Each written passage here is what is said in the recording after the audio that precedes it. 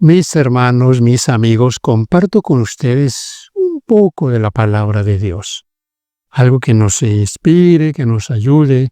Eso es nuestro objetivo. Con la ayuda de Dios, con humildad, que el Espíritu Santo nos ayude para que tengamos las mejores palabras. Voy a comenzar leyendo un texto. Este texto está en Mateo capítulo 11, versículo 25, que nos dice: En aquel tiempo, respondiendo Jesús, dijo: Te alabo, Padre, Señor del cielo y de la tierra, porque escondiste estas cosas de los sabios y de los entendidos, y las revelaste a los niños. Este texto, me encanta este texto porque es una alusión a la humildad, a la sencillez. Si usted lee el contexto, se va a dar cuenta que hay ahí una amonestación muy fuerte para los que han rechazado el mensaje de salvación, los que han rechazado al Señor Jesús, los ayes que están ahí. Pero también hay un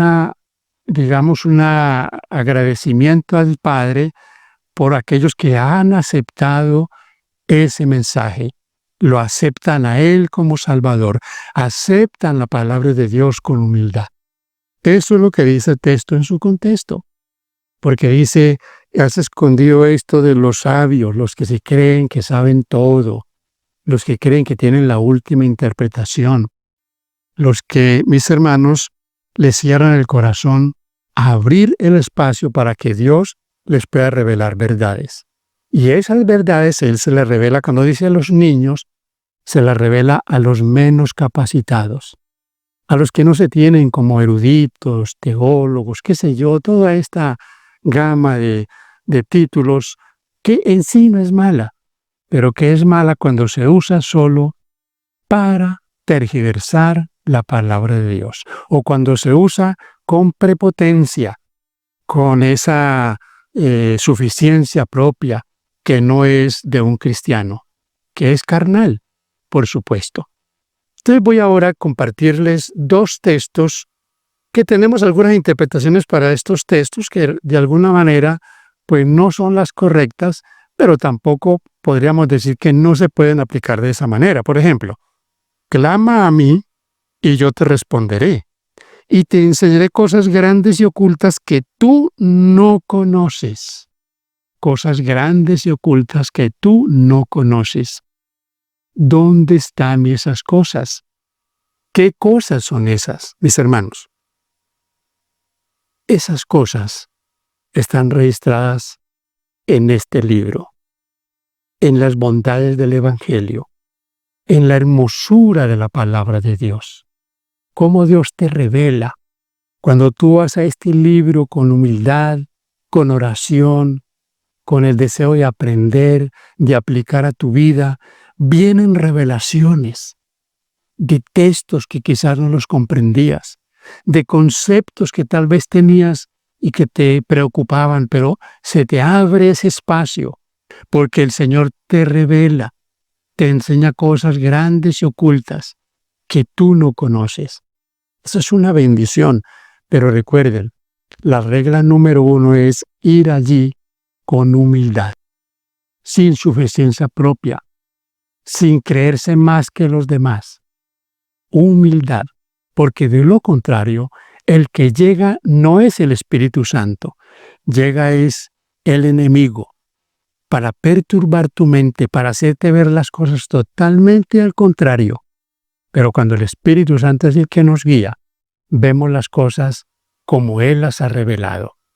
Otro texto está en 1 Corintios.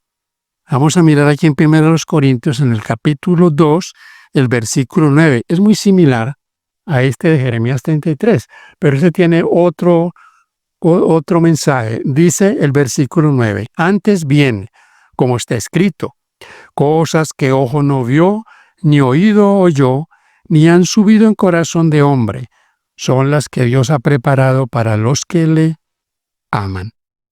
Cosas que ojo no vio. Algunas veces escuchamos esta interpretación como algo que tiene que ver con el futuro.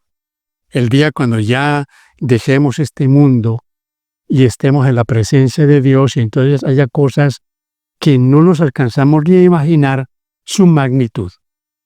Es posible que no esté mal esa aplicación, pero esa aplicación es inmediata. Dios nos quiere revelar ahora cosas que no se han visto. ¿Y dónde están?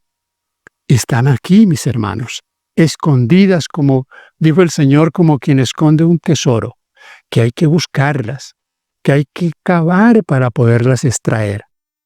Es una bendición. Como el Señor, les he dicho, en la interpretación de Jeremías 33:3, nos revela en su palabra, en su evangelio, todo lo que nosotros debemos recibir para la salvación. Voy ahora para otro texto. También es un texto que algunas veces le encontramos unas interpretaciones que no son las acordes con lo que el pasaje quiere decirnos. Daniel 12:4 dice: pero tú, Daniel, cierra las palabras y sella el libro hasta el tiempo del fin. Muchos correrán de aquí para allá y la ciencia se aumentará.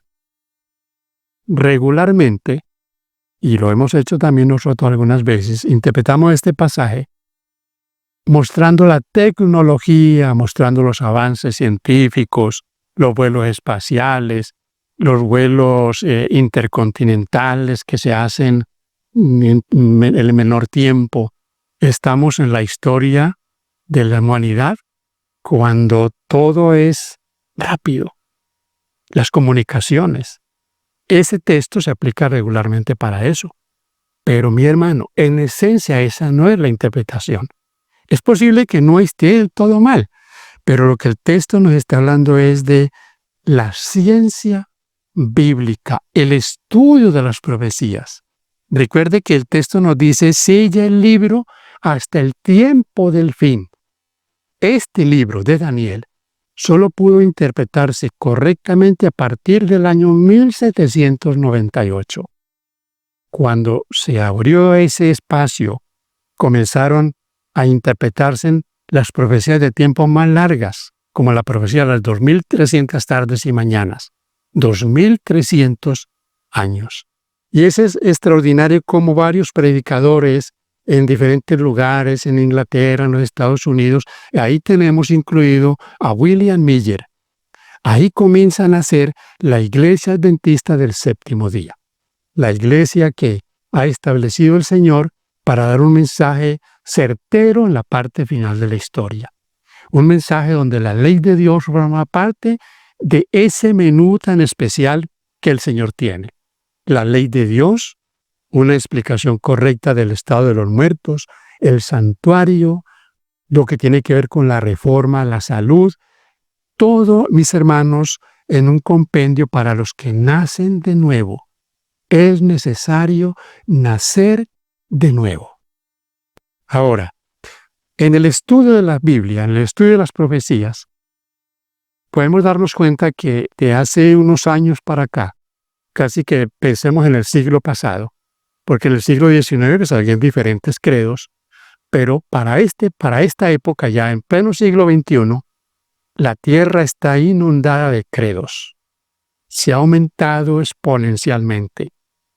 Miles de iglesias, muchas de ellas que las conocemos como iglesias de garaje, iglesias locales que hay aquí en Colombia, que no solo se conocen en el Perú, que solo se conocen en el Brasil, que no son iglesias que están con un mensaje para el mundo, para la humanidad, en términos generales.